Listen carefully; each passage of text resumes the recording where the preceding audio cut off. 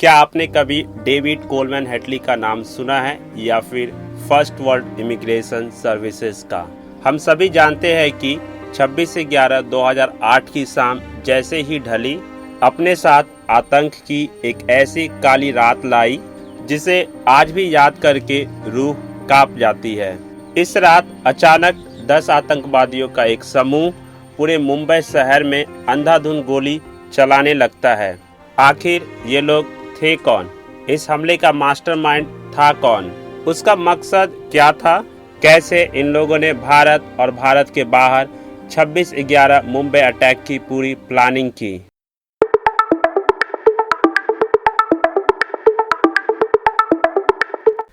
वैसे तो इस हमले में कई सारे नाम जुड़े हैं, लेकिन दो प्रमुख नाम सामने आई। पहला दाऊद सैयद गिलानी का और दूसरा तैमूर राना का। सैयद गिलानी के पिता एक पाकिस्तानी ब्रॉडकास्टर थे और वहाँ के राजनीति में भी काफ़ी पहुँच रखते थे। वहीं उसकी माँ एक अमेरिकन थी। अगर तैमूर राना की बात करें तो इसका परिवार भी काफ़ी समृद्ध था और इसके पिता भी पाकिस्तान की राजनीति में काफ़ी दखल रखते थे। इन दोनों की दोस्ती तब होती है जब वो दोनों साथ साथ पाकिस्तान के कैडेट कॉलेज हसन अब्दल में पढ़ा करते थे।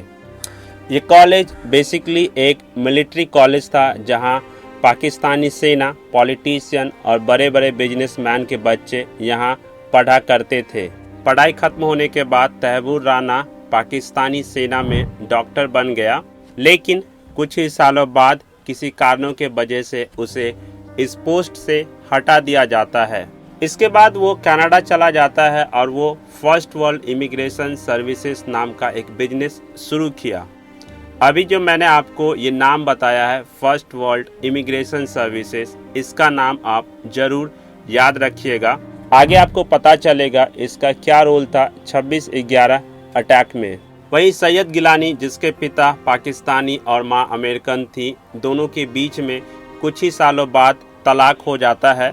शुरुआत में तो सैयद गिलानी पाकिस्तान में ही रहता है, लेकिन कुछ सालों बाद वो अपनी मां के साथ यूएसए में शिफ्ट हो गया। यहाँ पर वो ड्रग और हीरोइन का कारोबार करने लगा। साथ ही साथ वो पाकिस्तान के साथ लगातार कांटेक्ट में भी रहता था। ड्रग और हीरोइन का इलीगल सप्लाई करने के लिए एक बार फ्रैंकफर्ट हवाई अड्डे पर जर्मन कस्टम उसे गिरफ्तार कर लेती है, लेकिन उसे अमेरिकी सरकार को सौंप दिया क्योंकि अब तक दाऊद सैयद गिलानी यूएसए का सिटीजन बन चुका था। वहाँ उसका और यूएसए गवर्नमेंट के साथ एक डील हुआ जिसके तहत उसे पाकिस्तान और यूएसए के बीच इलीगल हेरोइन नेटवर्क का इंफॉर्मेशन को कलेक्ट करने के लिए उसे मुखबिर का काम सौंपा जाता है। यूएसए के साथ इस काम को करने के लिए अब वो लगातार पाकिस्तान आने जाने लगा। वैसे तो वो पाकिस्तान के साथ हमेशा से ही कांटेक्ट में रहता था, लेकिन इसी समय के आसपास दाऊद सैयद गिलानी हाफिज सईद और लश्कर-ए-तैयबा के संपर्क में आया और उनके बीच काफ़ी नज़दीकियाँ बढ़ गई। इसके बाद वो 2003 से 2004 के बीच में लगातार 3 बार इस आतंकी संगठन के कैंप में ट्रेनिंग भी लेता है। वो लश्कर-ए-तैयबा के तरफ से जम्मू कश्मीर के लिए लड़ना चाहता था, लेकिन बढ़ती उम्र के कारण, अधिक एज होने के कारण लश्कर के तरफ से उसे इस मिशन के लिए मना कर दिया जाता है, क्योंकि लश्कर-ए-तैयबा उसे भारत में किसी बड़े हमले के लिए यूज़ करना चाहता था। गिलानी किसी भी एंगल से पाकिस्तानी या मुस्लिम नहीं लगता था। वो बिल्कुल एक फॉरेनर की तरह दिखता था। वो बहुत ही गोरा चिट्टा और लंबा तगड़ा था। उसकी एक आंखें भूरी थी तो दूसरी आंखें हरी। आगे की प्लानिंग के लिए उसे लश्कर-ए-तैयबा की तरफ से इंस्ट्रक्शन मिलता है कि सबसे पहले वो यूएसए वापस जाए और अपना नाम चेंज करे। वो करता भी वही है जैसा उसे लश्कर के तरफ से बोला जाता है। यूएसए आकर वो अपनी माँ की सरनेम का यूज़ करके अपना नाम दाऊद सैयद गिलानी से डेविड कोलमैन हेटली रख लिया। इन सारे कामों में पाकिस्तानी खुफिया एजेंसी आईएसआई ने उसे पूरा हेल्प किया। इसके बाद वो अपने कॉलेज के दोस्त तैमूर राना से कांटेक्ट किया और उसकी मदद से फर्स्ट वर्ल्ड इमिग्रेशन सर्विसेज का एक ब्रांच मुंबई में भी खोला ताकि उसे मुंबई आने जाने में कोई भी दिक्कत ना हो और किसी भी एजेंसी का उसके ऊपर नज़र ना पड़े। वो पहली बार सितंबर 2006 में मुंबई आया। यहाँ पे तो वो फर्स्ट वर्ल्ड इमिग्रेशन सर्विसेज का बिजनेस चला ही रहा था, साथ ही साथ उसने एक जिम भी ज्वाइन किया जिसका नाम 5 फिटनेस हेल्थ क्लब था। इस जिम में ही शिवसेना के एक नेता विलास वकर से उसका मुलाकात होता है और इसी के जरिए भारत के फेमस प्रोड्यूसर महेश भट्ट के बेटे राहुल भट्ट से भी वो मिला। दोनों की अच्छी खासी दोस्ती भी हो जाती है। राहुल ने अपने पुराने इंटरव्यू में बताया था कि वो नहीं जानते थे कि हेडली एक आतंकवादी है। एक दिन उसने इशारों में ही बहुत बड़े तबाही की बात की थी, लेकिन इस वक्त तक राहुल भट्ट नहीं समझ पाए। 2006 से 2008 के बीच हेडली लगातार 5 बार भारत आता है। उसने मुंबई में आतंकी हमला करने के लिए पूरे मुंबई शहर की काफ़ी बारीकी से रैकी की। वो सभी टारगेटेड लोकेशन की हजारों फोटो और 50 घंटे से ज़्यादा की वीडियो शूट करके अपने हैंडलर जो कि पाकिस्तान में थे उनको सौंप देता है। आतंकवादियों ने इन वीडियो और फुटेज के आधार पर मुंबई के भीड़-भाड़ वाले इलाके पर टेररिस्ट अटैक करने का प्लान किया ताकि ज़्यादा से ज़्यादा लोगों को मारा जा सके। शुरुआत में तय हुआ कि सारे हमलावर गेटवे ऑफ इंडिया के पास उतरेंगे, लेकिन सुरक्षा कारणों की वजह से इस प्लान को टाल दिया जाता है। फिर हेडली ने ही पता लगाया कि बगल में एक मछुआरों की बस्ती है जहां आतंकवादियों का उतरना सेफ रहेगा और वहां के मेन रोड से टैक्सी लेकर के टारगेटेड लोकेशन पे जल्द से जल्द पहुंचा जा सकता है। इस तरह भारत में रहकर डेविड हेडली ने 26/11 का पूरा प्लान तैयार किया। वहीं लश्कर ए तैयबा के आतंकियों ने पाकिस्तान में इस पूरे हमले का किस तरह से प्लान कर रहा था, चलिए हम देखते हैं। ईद का दिन था। पाकिस्तान के फरीदकोट गांव में एक 18 साल का लड़का दही बड़ी बेचने वाले अपने गरीब पिता से कपड़े खरीदवाने का जिद किया, लेकिन गरीबी की वजह से पिता अपने बेटे को कपड़ा नहीं दिला पाया और बेटा बाप से झगड़ा करके घर छोड़ दिया।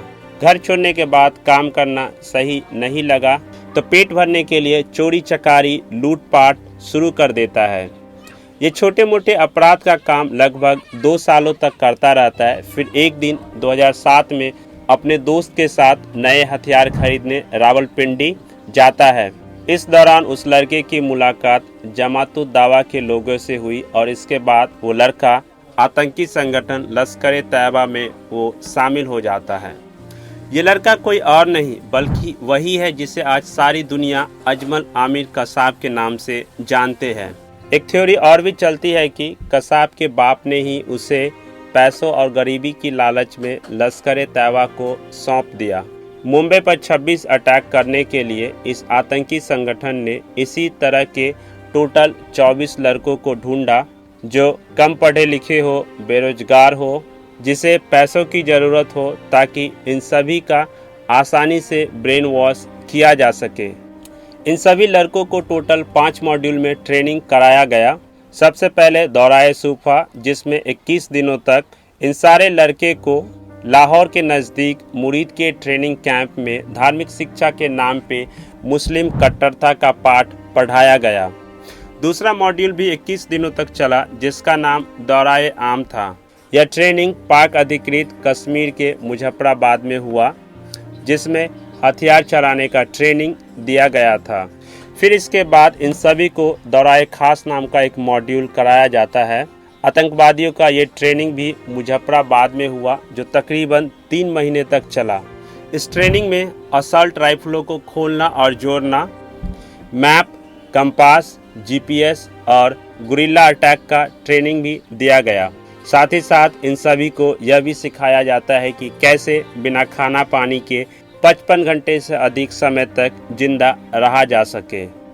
चौथा मॉड्यूल में इन सभी आतंकवादियों को नदी पार करना और विस्फोटकों को संभाल के रखना सिखाया गया। और आखिरी ट्रेनिंग जिसका नाम दौराए रिवात था, जिसमें पुलिस और सुरक्षा एजेंटों से निपटना, तोड़फोड़ करना, दुश्मन के देश में एजेंट को तैयार करना, शराब, महिला और पैसों के दम पे इंफॉर्मेशन को इकट्ठा करना, ये सारी बातें इसमें सिखाई जाती है। इन सारे ट्रेनिंग को पूरा करने के बाद 24 में से मात्र 10 लड़के को चुना जाता है भारत की आर्थिक राजधानी मुंबई पर अटैक करने के लिए। ये कहानी अभी खत्म नहीं हुई है। सवाल ये उठता है कि भारत की खुफिया एजेंसी इसे क्यों नहीं रोक पाई और कैसे हथियारों के साथ ये टेररिस्ट इंडिया आ गए। मैं आपसे मिलता हूँ मुंबई अटैक के नेक्स्ट एपिसोड में। तब तक के लिए धन्यवाद।